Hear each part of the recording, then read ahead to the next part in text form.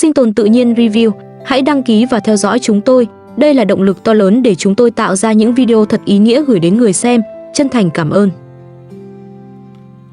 Hôm nay, khi nhiếp ảnh gia đến nhà Ali, không khí trong căn nhà nhỏ bỗng trở nên ấm áp hơn mọi ngày. Không còn những tiếng cãi vã gay gắt, không còn những ánh mắt nặng nề giữa Ali và Parisa. Dường như sau rất nhiều hiểu lầm, Parisa đã bắt đầu thay đổi. Hôm qua, cô còn chăm sóc Hakan giúp Ali. Cô cho cậu bé ăn, chơi cùng cậu bé và đối xử dịu dàng hơn trước rất nhiều.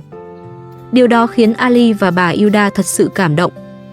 Bởi với Ali, Hakan không chỉ là con trai. Cậu bé còn là phần trách nhiệm mà anh không bao giờ muốn buông bỏ.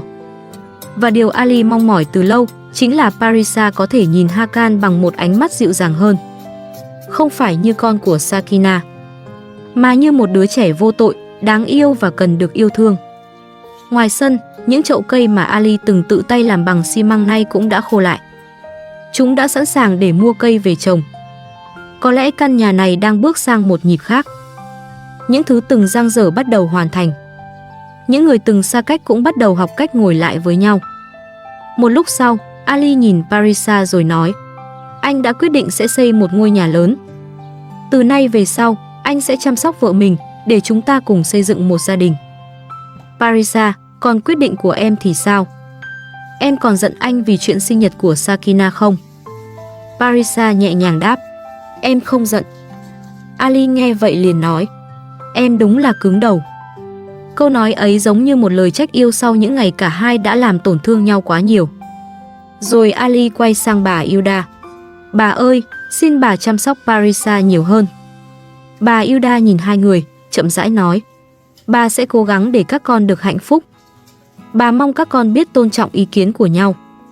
Nghe bà nói vậy, Ali liền cảm ơn.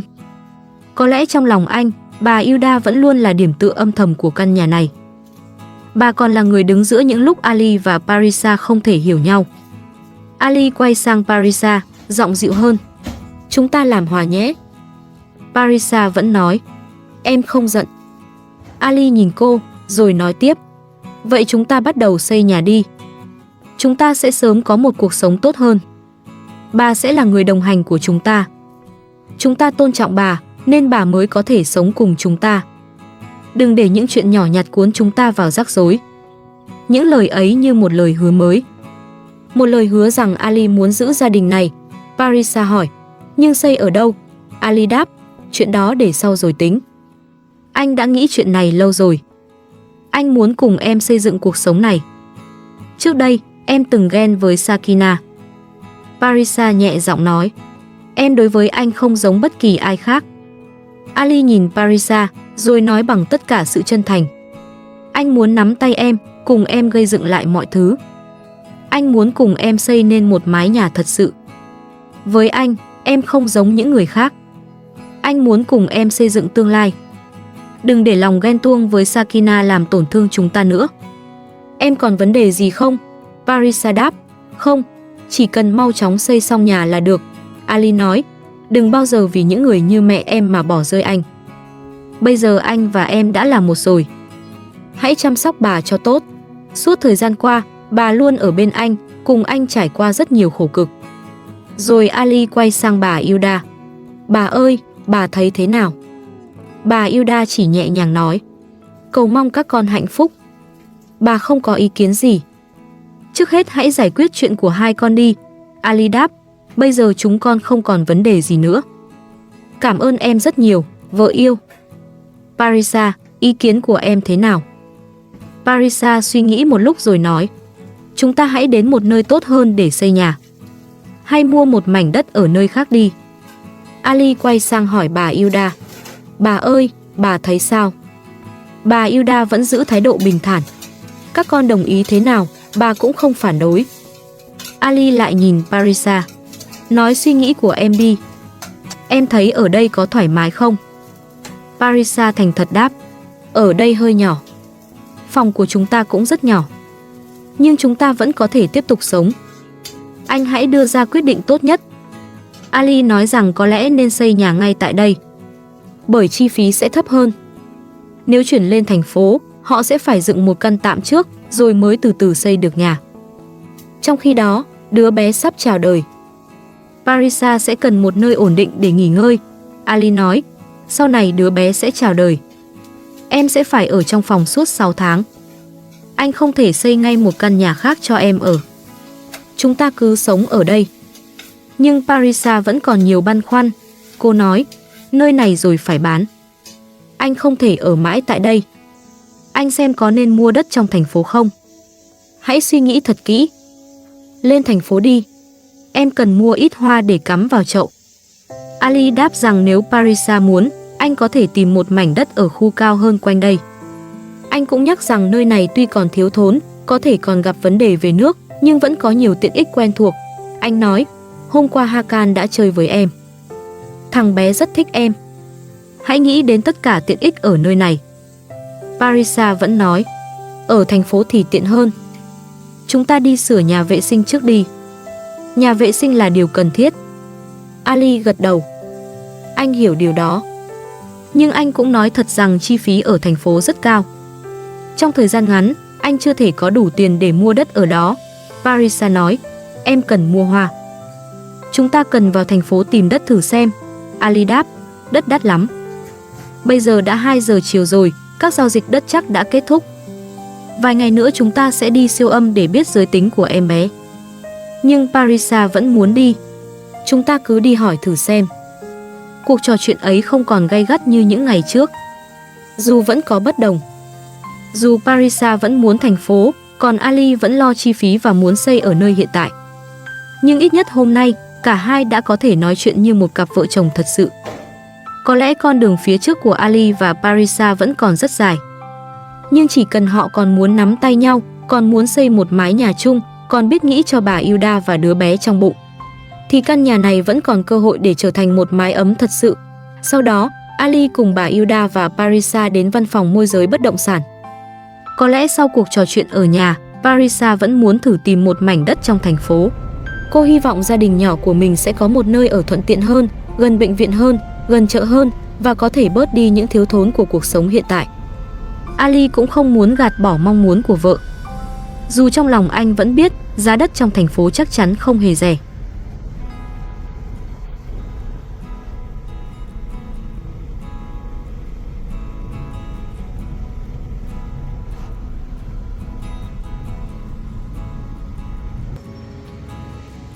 Vừa bước vào văn phòng, người môi giới đã chào hỏi Ali khá niềm nở. Ali ngồi xuống, rồi nói thẳng rằng anh muốn mua một mảnh đất trong thành phố. Anh hỏi giá đất hiện tại khoảng bao nhiêu. Người môi giới đáp, còn tùy từng khu. Đất trong thành phố khoảng $250 mỗi mét vuông. Còn ngoài thành phố thì khoảng $120. Nghe con số ấy, Ali lập tức trầm xuống. Anh biết đất thành phố đắt, nhưng có lẽ anh không nghĩ mức giá lại cao đến như vậy. Ali hỏi thêm, giá cao quá. Các anh nhận séc hay tiền mặt? Người môi giới nói, 70% phải trả bằng tiền mặt, 30% còn lại có thể thanh toán bằng séc. Câu trả lời ấy gần như khiến hy vọng của Ali nhỏ lại. Bởi không phải ai cũng có thể chuẩn bị một số tiền mặt lớn như vậy trong thời gian ngắn. Ali im lặng một lúc.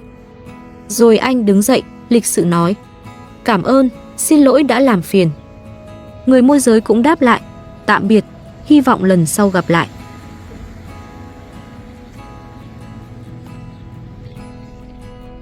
Rời khỏi văn phòng môi giới, Ali nói với mọi người rằng giá đất trong thành phố thật sự quá đắt. Không phải ai cũng có thể mua nổi đất ở đó. Parisa nghe vậy liền nói, nơi duy nhất rẻ hơn những chỗ khác là khu cạnh nhà mẹ tôi. Có lẽ Parisa vẫn chưa hoàn toàn từ bỏ ý định sống gần thành phố. Hoặc ít nhất cô muốn ở một nơi gần gia đình mình hơn. Nhưng với Ali, chuyện đó vẫn cần phải suy nghĩ kỹ. Bởi nếu chọn sai, họ có thể rơi vào nhiều khó khăn hơn. Một lúc sau, Ali đưa bà Hilda và Parisa đến cửa hàng bán hoa. Ali muốn mua vài chậu cây để đặt vào những chậu xi măng vừa khô ở nhà. Anh để mọi người tự lựa loại cây mình thích. Có lẽ Ali muốn căn nhà hiện tại cũng phải có thêm sức sống. Một vài chậu hoa, vài cây xanh nhỏ cũng có thể khiến sân nhà ấm áp hơn. Ali nói, hoa không chỉ cần đẹp, nó còn phải hữu dụng, chẳng hạn như hoa hoặc cây xanh. Chúng ta cần cho chúng phơi nắng. Mua xong, chúng ta có thể đi ăn trưa rồi. Bà Hilda nghe vậy liền nói, Ali, ở đây nóng quá. Bà đã nấu bữa trưa rồi. Chúng ta về nhà ăn đi. Con không nên tiêu quá nhiều tiền. Lời bà nói rất nhẹ nhưng đầy lo lắng. Bà hiểu Ali đang phải gánh nhiều khoản. Bà không muốn anh vì muốn làm vui lòng mọi người mà tiếp tục tiêu thêm tiền. Ali quay sang hỏi Parisa. Parisa, em muốn ăn gì không? Parisa đáp, không cần đâu.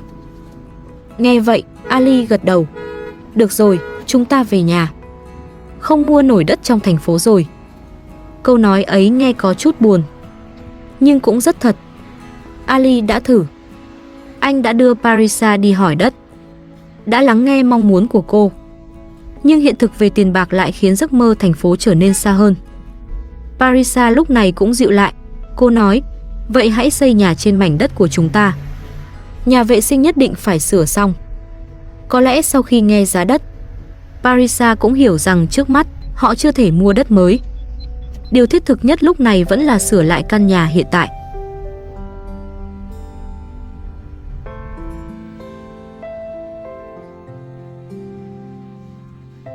Sau đó, Ali đưa cả nhà trở về. Trên đường về, anh ghé mua thêm một ít rau củ quả. Có lẽ cuộc sống luôn là như vậy.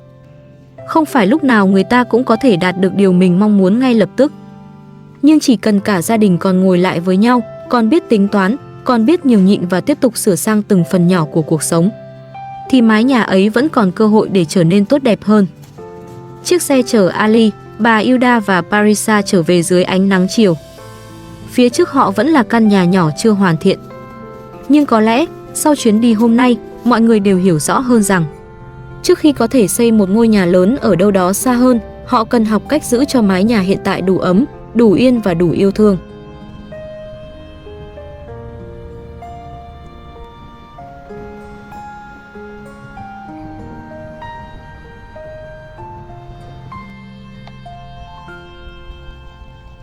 Sau khi trở về nhà, Ali, Parisa và bà Hilda cùng mang những món đồ vừa mua vào trong. Có rau củ, có vài món cần thiết cho bữa ăn và đặc biệt là những chậu cây, những bông hoa mà cả nhà đã chọn ở cửa hàng. Dù hôm nay họ không thể mua đất trong thành phố như mong muốn của Parisa, nhưng ít nhất mọi người vẫn mang về một chút màu xanh cho căn nhà hiện tại. Một vài chậu hoa nhỏ cũng có thể khiến khoảng sân trở nên dịu dàng hơn. Một lúc sau, mọi người ra ngoài sân để trồng những cây vừa mua vào chậu. Ali cẩn thận đặt từng cây xuống. Anh vừa làm vừa nói, đất phải được đặt cùng hoa trong chậu. Như vậy hoa mới không bị khô héo. Rễ hoa phải được vùi trong đất. Bà Hilda đứng bên cạnh nhìn những chậu cây, rồi nhẹ nhàng nói, tìm một chỗ đẹp để đặt chậu hoa này đi. Một vị trí thật phù hợp. Với bà Hilda, mọi thứ trong căn nhà này đều cần được sắp xếp bằng sự cẩn thận. Một chậu hoa cũng vậy. Đặt đúng chỗ, nó sẽ làm sân nhà sáng hơn. Đặt nơi có nắng vừa đủ, cây sẽ sống khỏe hơn. Và khi bước ra sân mỗi sáng, mọi người cũng sẽ cảm thấy căn nhà có thêm một chút sức sống.